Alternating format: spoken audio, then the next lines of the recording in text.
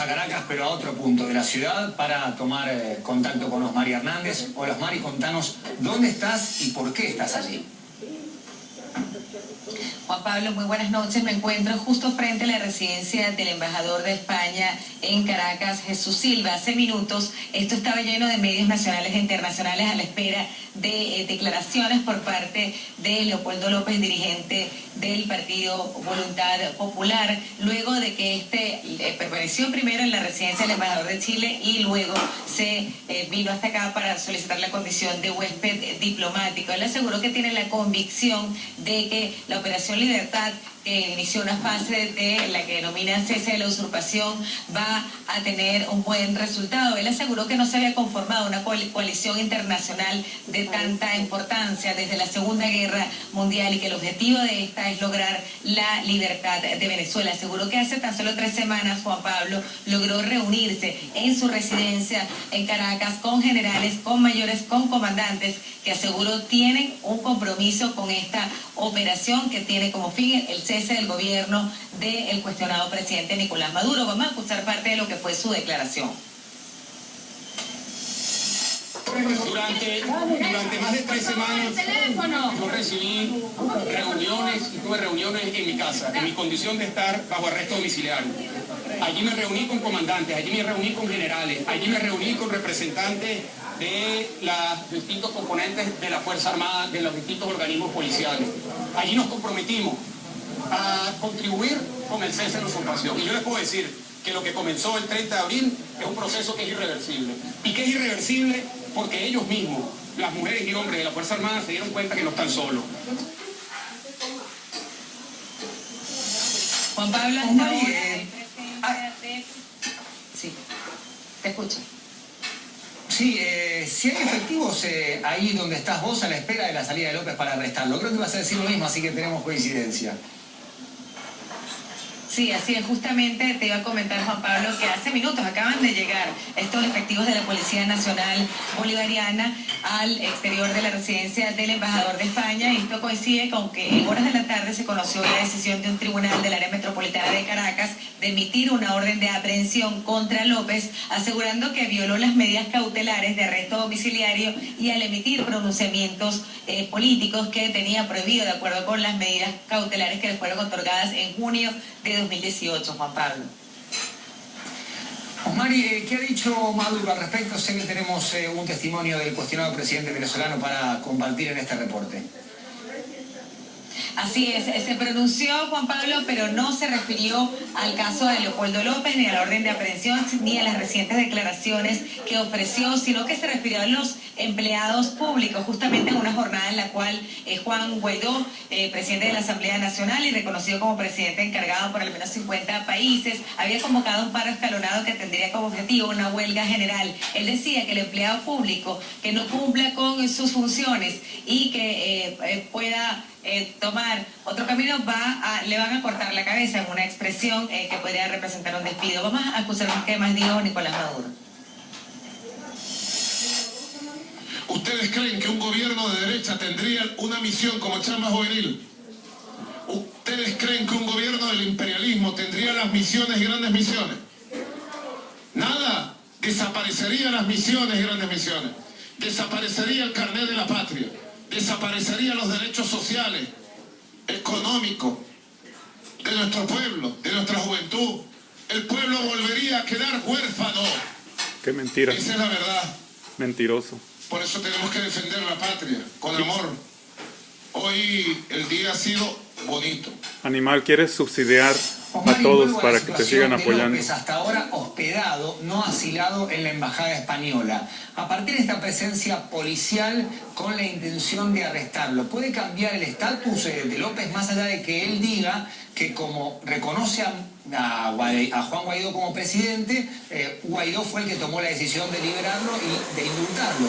En cambio, digamos, si se respondiera al pedido de Maduro, debería cambiar el estatus para que tenga más protección en la embajada de España. ¿Esto puede modificarse en las próximas horas?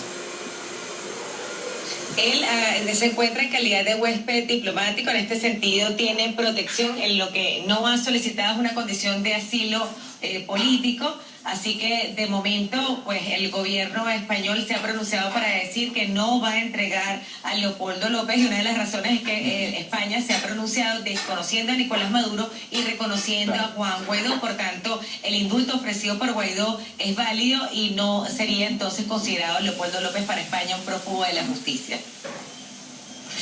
Osmari, muchísimas gracias. Buenas noches. Para seguir analizando esa crisis económica y política en Venezuela y en la región también, está con nosotros Inés Capdevila, especialista en política internacional y secretaria de redacción del diario La Nación. Hola Inés, buenas noches y gracias por venir. Escuchamos muchos mensajes de ultimátum perentorios con plazos. Estamos ahí, es inminente, vamos a cortar la cabeza al empleado público que no vaya a trabajar. Se tensa la cuerda públicamente. Ahora, ¿puede haber margen para una negociación con tanto discurso público tajante de definición inminente? Yo creo que si lees lo que sucedió toda esta semana en términos evidentes en lo que sucedió en la superficie pública, decís, estamos muy cerca de un escenario de violencia.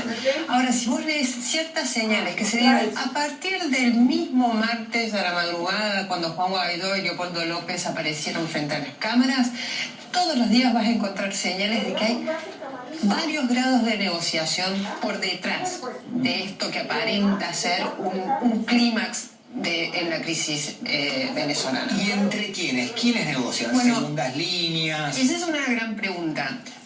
Evidentemente hay un grado de negociación con las Fuerzas Armadas de la oposición, porque son varios ya los exponentes de la oposición dentro de Venezuela y por fuera de Venezuela que han dicho que están negociando con las Fuerzas Armadas.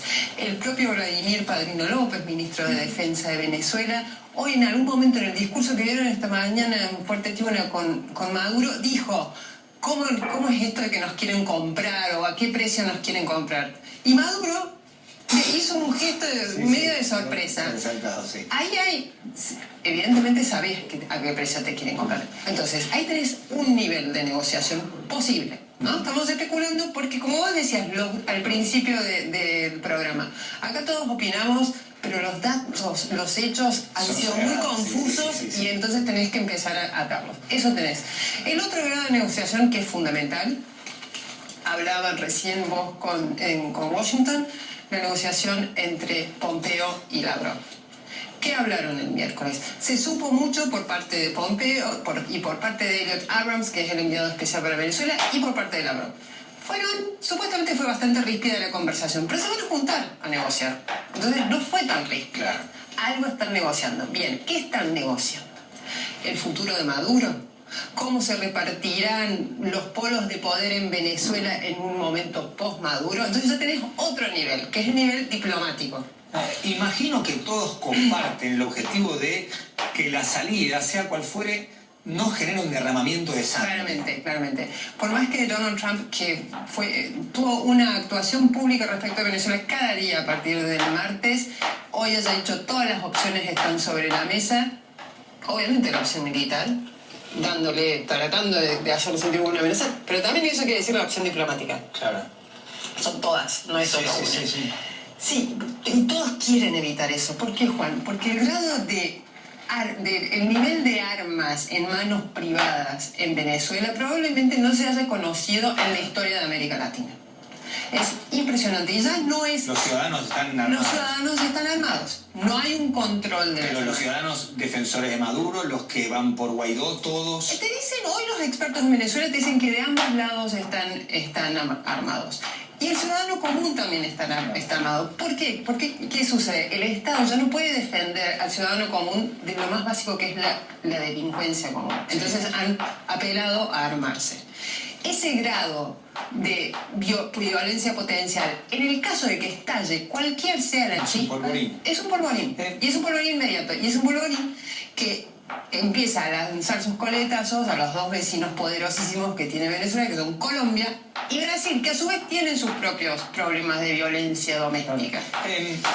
Además estamos hablando de un país en crisis económica, social. No hay luz, no hay servicios básicos, hay muchas necesidades básicas insatisfechas. ¿A quién favorece, si se me permite el término, el factor tiempo, el paso de los días, el desgaste que provoca vivir en un país que no te ofrece las condiciones básicas para todos los días? Mira, sinceramente yo creo que hoy podemos hablar de un empate técnico en todos los sentidos para la oposición y el chavismo. ¿Por qué? Porque a cada jugada victoriosa o en apariencia victoriosa del chavismo tenés una equivalente de la oposición. Y de la misma forma, esa crisis gigantesca que es propia de una guerra, que paraliza a los venezolanos, favorece al chavismo y a la oposición. ¿Por qué?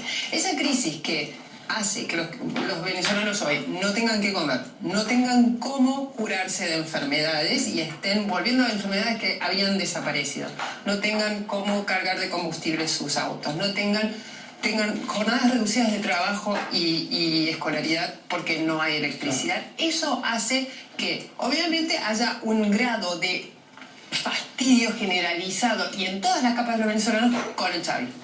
Pero por el otro lado, muchos expertos hoy en Venezuela te hablan de la necropolítica.